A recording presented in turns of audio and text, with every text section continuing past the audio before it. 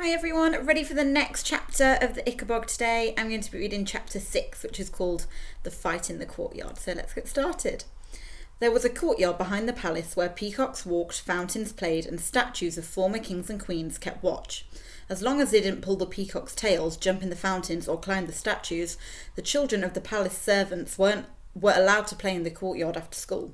Sometimes Lady Eslander, who liked children, would come and make daisy chains with them, but the most exciting thing of all was when King Fred came out onto the balcony and waved, which made all the children cheer, bow and curtsy as their parents had taught them.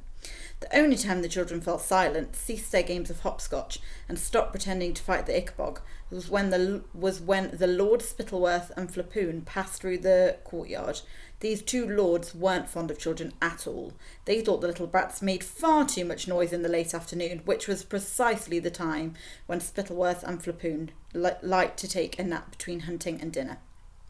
One day, shortly after Bert and Daisy's 7th birthdays, when everyone was playing as usual between the fountains and the peacocks, the daughter of the new head seamstress, who was wearing a beautiful dress of rose-pink brocade, said, "Oh, I do hope the king waves at us today."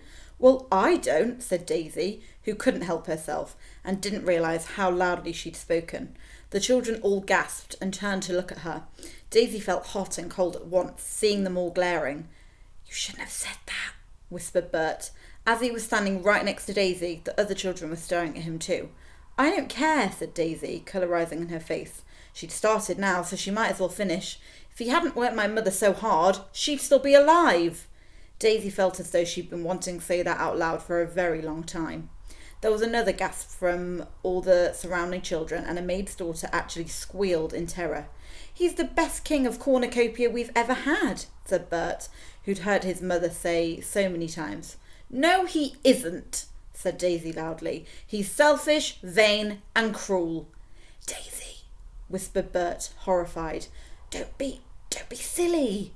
It was the word silly that did it. Silly when the new head seamstress's daughter smirked and whispered behind her hand to her friends while pointing at Daisy's overalls. Silly when her father wiped away his tears in the evenings thinking Daisy wasn't looking. Silly when to talk to her mother she had to visit a cold white headstone. Daisy drew back her hand and smacked Bert right around the face. Then the oldest Roach brother, whose name was Roderick, and who now lived in Daisy's old bedroom, shouted, "Don't let her get away with it, Butterball!" and led all the boys in shouts of "Fight, fight, fight!" Terrified, Bert gave Daisy's shoulder a half-hearted shove, and it seemed to Daisy that the only thing to do was to launch herself at Bert, and everything became dust and elbows until suddenly the two children were pulled apart by Bert's father, Major Beamish, who'd come running out of the palace on hearing the commotion to find out what was going on. "Dreadful behaviour," muttered Lord Spittleworth, walking past the Major and the two sobbing, struggling children. But as he turned away, a broad smirk spread over Lord Spittleworth's face.